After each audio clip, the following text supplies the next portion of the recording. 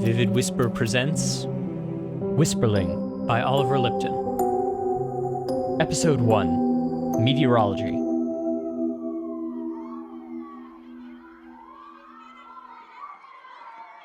Quinn heard the sirens, but she kept her head down.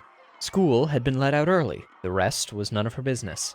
She sat now under the looming clouds, reading distractedly on the schoolyard bench furthest from the crowd gathered outside, finding their friends, calling their parents, waiting for the bus. To anyone in the crowd, it would seem she sat alone. I'm back! Spark clambered awkwardly out of Quinn's open backpack and hopped up on the bench beside her. There he sat upright, watching the crowd. How's the book? Boring. He just keeps ranting about how everyone around him is terrible. Ooh, sounds like a nice guy. He keeps complaining about phonies. He's really mean to people who aren't completely open about every single aspect of their lives. Oh, that sounds reasonable. No more secrets of any kind, ever. Guess I gotta tell everyone about my invisible fox friend then. Oh, finally. I've been waiting for my moment in the spotlight. No one was hurt, by the way. Good. They don't know what set it off. Mm-hmm. Just thought you should know. Yeah. Thanks. There you are! Quinn jumped as Jen slid into the seat next to her, displacing Spark, who faded from view. She carried her favorite leather battle jacket over her shoulder. We've been looking for you. Thought you might have burned to death. Ha ha, Jen. Right behind Jen, Dominic arrived, books clutched nervously. No one was hurt. Yeah, good. Spark, once again materialized in Quinn's backpack, stepped out and sat by her feet. How are you liking the book? Well, Sucks, right? pretty much. I think it's alright. You like boring stuff. Just because there's no killing in it. Yet. Is it too much to ask for a little action? You ready to head out? Did you hear what happened, Quinn? I can guess. Someone started a fire in the boys' bathroom. Jen, I already said we don't know that. Right, this might just be a drill. It might have been an accident. In the boys' bathroom? I don't know what y'all have been doing in there, but the last I checked, they're not really flammable. I bet it was deliberate. It's more exciting that way. Come on, isn't it exciting? Our very own school arsonist? Someone could have been hurt. I know. I just think it's kind of cool. Come on, just a little bit. Back me up, Quinn. I guess it's a tiny bit exciting. I mean, I don't like it, but it's a bit exciting. I'll take it. Time to get going? Yeah, let's go. Get home before the rain starts. I don't want to melt. Quinn grabbed her bag, leaving just enough space for a small animal to climb out if he wished. She let everyone think this was just a weird habit of hers. Quinn, heads up. Quinn followed Spark's gaze. A small crowd of kids saw her stare and turned away, talking among themselves. Her brow furrowed. Jen caught what Quinn was staring at and stood to put on her jacket. Come on. They were staring. Big deal. They're jealous. Come on. The three turned to go, but Spark kept watching the crowd. Let's go. Hey, you guys. Dominic froze in step as Steven, the tallest, coolest, most popular, and least likable of the group, called out to them. Quinn stopped and turned, lowering her head almost involuntarily. Spark let out a soft growl, which, of course, no one but Quinn could hear. Jen, on the other hand, turned around as if this was perfectly normal. She always did. Steven ran up to them, grinning smugly, and Jen stepped forward to meet him. Spark, invisible to everyone but Quinn, played it safe anyway and hid behind her leg. Yo, how's it going? Fine. They slapped hands and bumped fists, tensely, as always. A choreographed reminder that just a year ago, Jen had been Steven's friend, not theirs. Pretty crazy, right? The fire? Sure. Y'all know who set it off? Steven's posse had descended on them like vultures. Quinn didn't know all their names, but she spotted Mike at the forefront, right behind Steven. They caught each other's eyes and she looked away. Now would be a great time to say something, anything to break this off before it escalated. But the thought of saying anything at all made her want to vomit. Who says it was deliberate? Oh, man. I was hoping you'd know. We don't. You sure? What about you two? No. Well, let me know if you find him. I'd love to shake the genius's hand that got us out of school early. Wouldn't be such a genius if someone got hurt, would they? Guess not. Mike reached toward Steven. Come on, man. I told you it wasn't her. Hey, hold on a minute, Mike. We're just talking. Some of us thought it might be you. What? Not you, Dominic. We all know you meant me. Well? It wasn't. Oh, come on. You can trust us. We're cool with it. Yes, I, of all people, went into the boys' bathroom to start a fire. It's the perfect cover. You could get in and out and no one would suspect a thing. You don't think anyone would notice the girl with the neon green hair in the boys' bathroom? This whole school knows not only who I am, but specifically what bathroom I use. Only an idiot would think I'd go in there. You calling me stupid? No, I meant the other kind of idiot. Steven stepped closer to Jen. The two, equal in height, seemed like titans to Quinn. Again, she tried to speak up, but the words caught in her throat. Guys, there are teachers, like right there. Steve, come on. Yes, go on, Steven. I really don't think it's her. Yeah, maybe not. Quinn caught Mike's eye almost by accident. She wasn't sure if she was thankful or angry. She hoped her glance conveyed both. More likely it was just confused. After what felt like an hour, Steven turned away and the rest of his posse followed. He's not badass enough for that anyway. Just pretends he is. Quinn figured that Jen didn't hear the contemptuous misgendering. If she had, she might have actually punched him, so Quinn kept quiet. If she were smarter, maybe she could have thought of the right thing to say. They walked out of the schoolyard in silence. Spark trotted up behind her. They seemed really convinced it was Jen. Quinn nodded. Assholes. Quinn cracked a hint of a smile. Jen, I don't want to sound like them. I'm just wondering. No, I didn't do it. Okay, good. Relax. Honestly, it totally is the kind of thing I'd do. Except I'd do it in the girls' bathroom. Probably. Not even mad. Quinn let her lie pass as they climbed on their bikes. Spark faded from view again, and the three rode out toward home. They split up as they passed their respective roads with not much more than a quick nod to say goodbye until eventually Quinn rode alone. She felt Spark's familiar weight materialize in her backpack, and soon enough he poked his head out. Who do you think did it? I don't know. It's brave of Jen to stand up to Steven like that. She's used to it. Yeah, still. I couldn't do that. It helps that she could probably beat him up. No offense. Sucks that Mike hangs out with him, doesn't it? Yeah, why does he do that? Maybe you could convince him not to. If Jen couldn't. I don't know. He might listen to you. He doesn't like me. We're just friends. Sort of friends. I didn't say anything. You were thinking it. Can you read my mind? We agreed we'd tell each other if we developed magic powers. Stop. Seriously, he doesn't. Okay, fine. Sorry. So, what are we doing tonight? I have an essay to write. Boring. I can't help it. Aren't you, like, way ahead? I thought your draft was almost done. Quinn shrugged. You know, Hobbes says that Oh, we come can do on. whatever we want with our lives. Is writing essays really what you want to do with yours? So what if it is? Then tonight's going to be a night to remember, nerd. I'm probably gonna get bored and head outside anyway. Later. That's more like it. And I mean later. Don't do that pacing around, staring out the window thing. It makes me restless. And it's working. Does that make it bullying? The subtle art of suggestion. I need an ally. Fine. I'll read a book or something. Quinn's neighborhood, unbeknownst to the rest of the human world, was home to the fairy town of Ardor.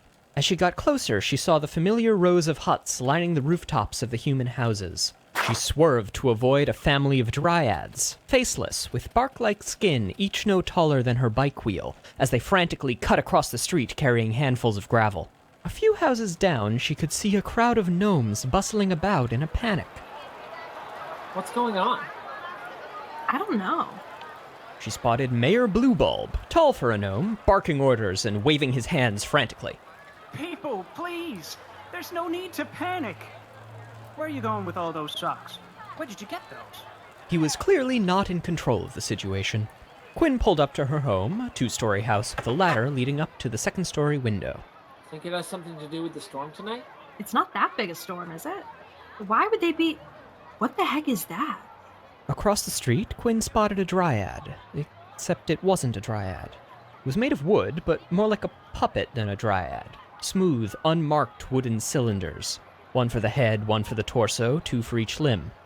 She looked back as she walked up her driveway, and she couldn't be sure, but she thought she saw it watching her. Hey, honey. Hi, Mom. I'll be right out. Just finishing up. That's all right. I'm just gonna go upstairs.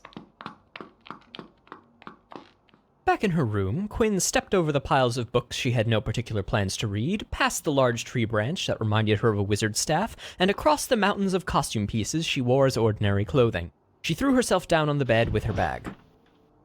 Spark rifled through the backpack and emerged, clutching a small, stuffed fox plush, nearly identical to himself down to the golden streak on the tail. He laid the plush against the bag before hesitantly going up to Quinn's head and nudging her. What do you think was happening outside? I don't know. Maybe it is because of the storm. Maybe they're taking cover? Maybe. It's not supposed to be that bad, is it? It's not a hurricane or anything. Just a thunderstorm, I think. The door to Quinn's room creaked open and Andrea peeked her head in. Hey, honey. Hi, Mom. That was enough of an invitation for Andrea, who tiptoed awkwardly around the obstacles on the floor to sit on the bed. Spark disappeared again.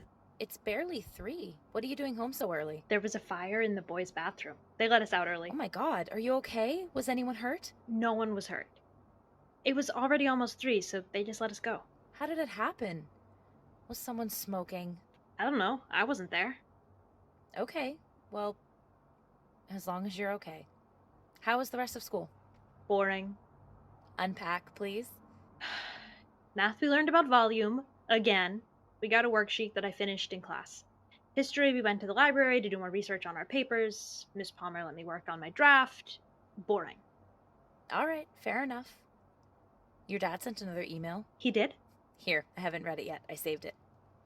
Andrea handed Quinn her cell phone. Quinn sat up and read the email aloud. Spark materialized only partially in order to hear better, so his head stuck out from the fox plush.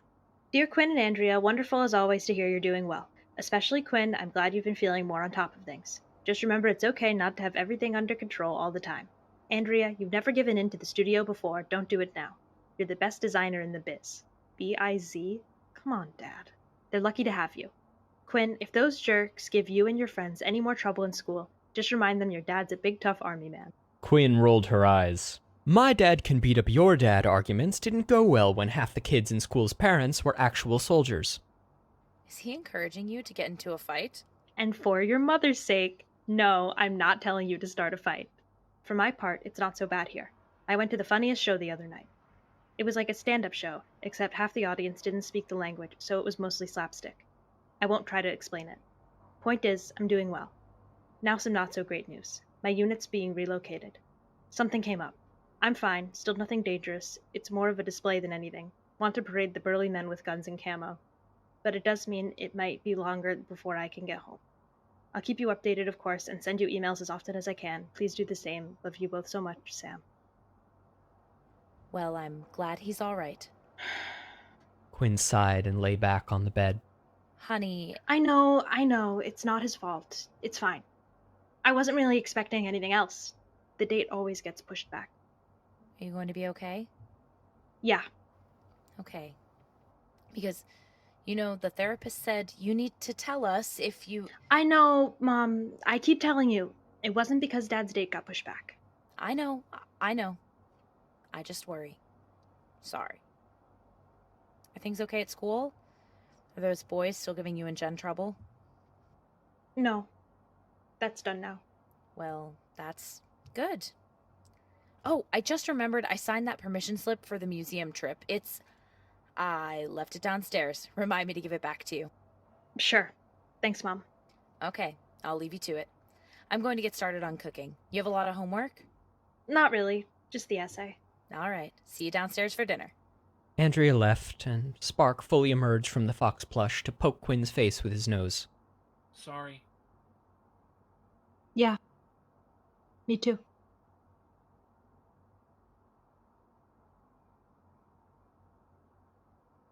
They're real busy out there, aren't they? Quinn looked out the window onto the front lawn. Dryads, gnomes, and animals were running around as the sky began to get dark. I should focus. Yeah. Gotta be even further ahead on your essay. And Quinn did focus.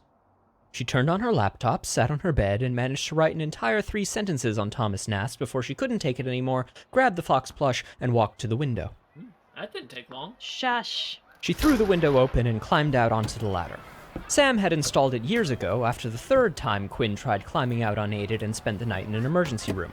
Now, no sooner had she stepped off the ladder than she bumped into a dryad carrying a pile of rocks. To humans other than Quinn, anything carried by a fairy like a dryad was just as invisible as the creature itself. Otherwise, Quinn thought this would be quite a scene, all these bottles, rocks, and firecrackers floating around at breakneck pace. Still, at some point, someone's going to wonder where their stuff went. The dryad, like all dryads, had no face or mouth and barely acknowledged Quinn as it kept walking. Morning, Miss Quinn. Spark? Mayor Bluebulb marched up her front lawn alongside his dryad assistant Taproot. The mayor was tall for a gnome, coming up to about Quinn's waist. It's 4 p.m. So it is. Sorry, rather distracted. What's going on? I'll be perfectly honest with you. I have no idea. No, I do not. What? I think the dryads think the storm's going to be worse than expected I do. See that fellow over there? Mayor Bluebulb pointed to the strange cylinder puppet Quinn had seen before. What is that thing? I don't know. Might be a dryad, might not. But I sure can't speak to him. At least I think he can. Hard to tell with dryads, their language being all smells and whatnot. Well, that little puppet-looking fella shows up, unannounced, starts talking with the dryads, and they start flipping out. Got us all spooked too now. And I've been standing here trying to get us to behave like we're in a civilized society, but no good. So we prepping for this to be a real heavy storm. You don't know nothing about the storm being real bad, do you? Real bad? No. The weather just said it was going to be a thunderstorm. Thunderstorm? We're used to thunderstorms. This better be something real special for all this fuss. I think you can do me a favor and help me figure out what's going on. Sure. While the mayor went off with Taproot in tow, giving instructions as confidently as he could manage, Quinn stayed behind, climbed a few rungs up on the ladder, and tried to watch the dryads. What are you doing? Maybe, if we pay attention to what the dryads are doing, we can figure out what's going on. Maybe there's a pattern to what they're carrying. Her eyes drifted toward the puppet creature again. It seemed to be telling some of the dryads what to do. Quinn spotted a bunch of dryads whittling sticks. Were they building something? She gave up and looked around again. Of all the items the dryads carried, why were there so many socks? Quinn scratched her head. Excuse me. She tried to grab a passing dryad, but it didn't stop, barreling forward and shoving her leg aside. Hey! Spark tried too, jumping up and down to get a dryad's attention, but it barged right past him, knocking him out of the air, but tripping and dropping what it was carrying. Quinn bent down and quickly picked it up. It was a sock tied to a stick. She held it out of reach of the dryad, who stopped and started jumping up and down, reaching for its stolen prize. Sorry. You can have this back, but you have to tell me what's going on here.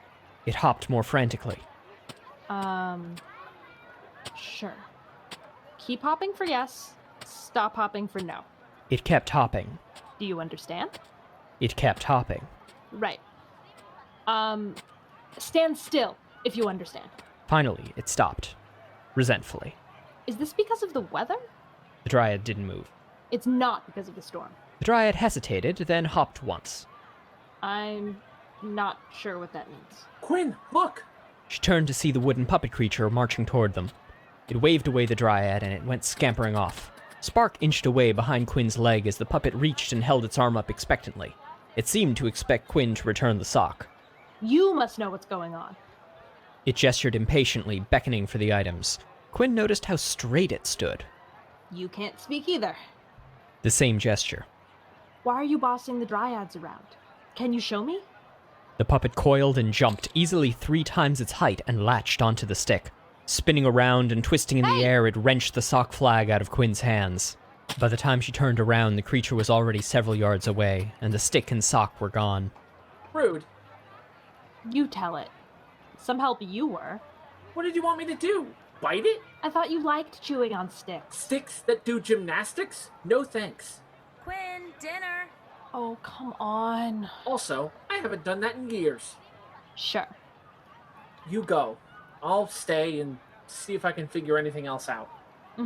Okay. Coming, Mom! When Quinn came into the dining room, Andrea was hurriedly clearing the table off. Would you put Spark away and set the table? Sorry, everything's a mess. Quinn stashed the fox plush under her chair. Andrea was nice about it, but commented on it just a bit too often. Andrea grabbed her laptop and piles of paper from her kitchen office and shoved them onto the counter, alongside a bowl of fruit, a bottle of wine, a box of cereal, and some books that had sat on the counter so long Quinn just sort of assumed that was their place. Quinn grabbed the silverware and dishes from the dish drain. The two sat down and began to eat their soup. Apparently it was started deliberately. The fire, I mean, in one of the boys' bathrooms. Us parents got an email, but of course, if that was your first time hearing about it, really, they need to get these sorts of things out faster, don't you think? Yeah. Well, no one got hurt. I wonder if they know who said it. I don't think so. Well, I hope they find him soon. If he gets away with it, he might do it again. Quinn glanced down at the fox plush. No movement. How's your homework going? Fine. Really just the essay, which I'm ahead on anyway. What did you decide to write about? Tom's nest? Yeah, I remember that, but you were trying to come up with a thesis. The fox plush remained motionless. Quinn thought she could hear frantic running in the backyard. Quinn? Did you pick a thesis? I'm writing about what made his political cartoons so effective, and whether that could ever be replicated today. Ah, okay. And? What was it? Lots of things. Lots of the people seeing the cartoons couldn't read, so cartoons were the only thing they got out of newspapers. His style was so effective, it made readers feel things without needing to explain anything, things like that. That makes sense. And could it be replicated today? I think maybe it already is, but from all directions. When you have 1,000 cartoonists making cartoons saying contradictory things, they kind of lose their power. I think you're right. Now I just sort of find the ones I agree with and laugh at them. Yeah. I don't know if that makes them any less powerful, though. People still get radicalized from things they read or things they hear. A charismatic enough leader shows up and suddenly everyone's grabbing weapons. Sorry. That sounds like a really interesting topic. Something about that stuck in Quinn's head. They sat and ate as they always did, and Quinn did her best to listen as her mother described her latest design client. But Quinn kept thinking she heard commotion outside, and wondering if maybe Spark had returned and was sitting under her chair. But they finished their meal, and after helping clear up, Quinn headed back outside. Ah, you're back. The hustle and bustle had quieted down. A few gnomes still stood around, walking up and down the street, but there was not a dryad to be seen. Where'd they all go? They're hiding, apparently. Some of them are up in the trees, others hidden underneath them. All at once, the commotion just died out. Spark, what we saw the dryads doing. Yeah? Help me list them. We saw them carving sticks. Carrying rocks. They had socks they were tying to sticks. I think I saw some of them with firecrackers. They're making weapons. Wait, what? Where's Blue Bolt? Over here. Out of breath, the mayor hustled up to them. Taproot was nowhere to be seen. Anyone seen Taproot? No, sorry. No sign of him anywhere. And the dryads all went into hiding under the trees and houses. Us gnomes and the speaking animals aren't right sure what we best be doing. We're thinking if the storm's gonna be bad, we best stay in our homes. Mayor, I think they're making weapons. Excuse me? They weren't whittling sticks, they were sharpening them. They were tying socks to sticks to make slingshots. That's what the rocks and firecrackers are for. Miss Quinn, that seems like a bit of a stretch, it does. The dryads are peaceful a bunch as they come. I'm sure there's a perfectly reasonable explanation. I don't know what the puppet creature said, but he started showing up and now they're making weapons. What would they be making weapons for? I don't know. I don't speak wooden puppet, but it can't be anything good. What if the dryads are plotting something? The dryads are an essential part of this community. I don't know what you're implying, but the dryads would never do anything to hurt us.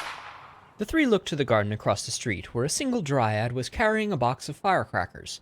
They had just thrown one at the fence post, as if for target practice. They continued on, carrying the box into the nearby tree. I'll go find Taproot. See if they can let me know anything. Be careful. Oh, nuts. Well, keep an ear perked, and, keep this quiet. We don't want to freak anyone out more than they already are, we don't. Hopefully this is all a misunderstanding of some sort. I hope so. Where did the puppet go? The spooky cylinder ninja? They're in one of the trees. Not sure which one.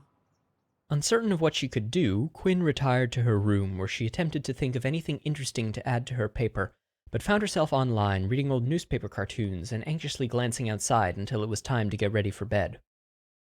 She peeked out the window. It was dark outside, and everything was weirdly still. Normally the gnomes would be out having fun in the evening, but the street was dead quiet save for the occasional passing car. Minus the little rooftop huts, this must be what normal people see when they look at a street. She spotted movement in the trees, but couldn't make it out. After another hour or so of struggling to write, Quinn got ready for bed, kissed Andrea goodnight, and, pajama-clad, climbed into bed. She said a silent goodnight to the picture on the bookshelf of her and Sam hiking. As she put her head down, she saw Spark pacing on the windowsill. You okay? You sure about the weapons thing? No.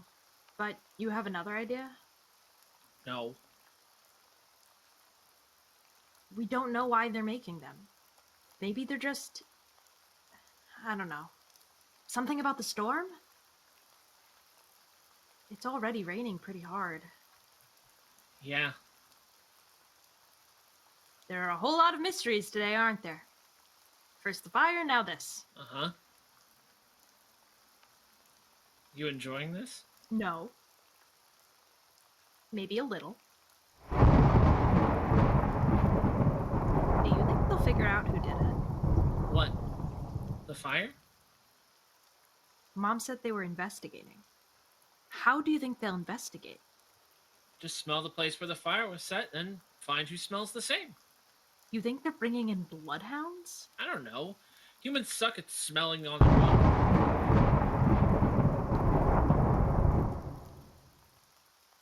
I don't like thunder.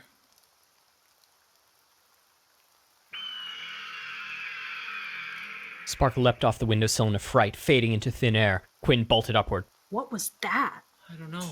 Quinn threw off the covers and ran to the windowsill, planting her hands on it and doing her best to look up and down the street. Cautiously, Spark re-emerged from the plush. Was it an explosion? Like a firework? A bomb? I don't think that's what a bomb sounds like. Is it worldly or otherworldly? It must be otherworldly, right? Nothing in the human world sounds like that. Some sort of... Then, in the distance, Quinn spotted it. Her mouth fell open and she pointed. There! In the sky was a whirlwind of metal. Huge steel bridge cables whipping around like banners in the storm, and enormous metal wings. 2, 4, they were beating so fast she couldn't count. Whatever it was as big as a house, and it was coming down fast. It landed like a meteor, a curtain of steel cables descending and enveloping the house across the street. The shelters all across the neighborhood suddenly erupted with activity as gnomes ran for something more stable than their rooftop homes. In the confusion, Quinn noticed something else. Rocks flying from the trees, bouncing off the torrent of metal. The dryads are fighting. The slingshots! This is why they were making weapons! Fighting it? What is it? How do you fight it? Quinn thought the better question would be whether slinging stones even did anything to it. Why had the dryads even bothered carving sticks? It was like bringing a plastic knife to take down a hurricane. The steel whirlwind rose again, pulling several gnome shelters with it. The sticks and mud that made up the gnomes' huts went flying. It dove down to the street, enveloping several fleeing fairies. It sprang up again, banking to the side. It enveloped a tree across the street. It was obscured by all the metal, but Quinn thought she could see an orange glow somewhere in the whirlwind. Quinn lost sight of the tree entirely when... The thing reeled back, and the puppet creature leapt from the tree branches and grabbed onto a steel cable, holding on for dear life. Its arm was covered in some sort of contraption. Quinn couldn't spot it. It was obscured in the torrent. The whirlwind rose up again and tugged the entire tree with it.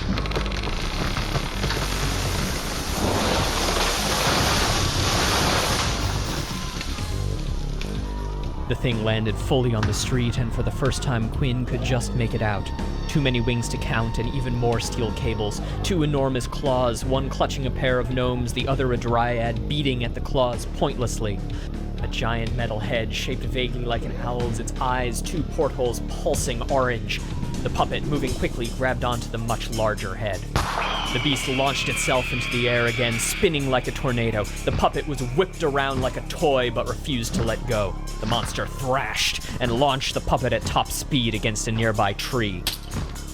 And with one last dive, the beast flew away as quickly as it had come, carrying a mass of gnomes in its tendrils and talons. Their shrieks faded into the distance and left behind only the thunderstorm. Slowly, quietly, Quinn crept up to the windowsill. She stared. After a moment, Spark joined her, wriggling under her bent knees and into her lap. What was that? I don't know.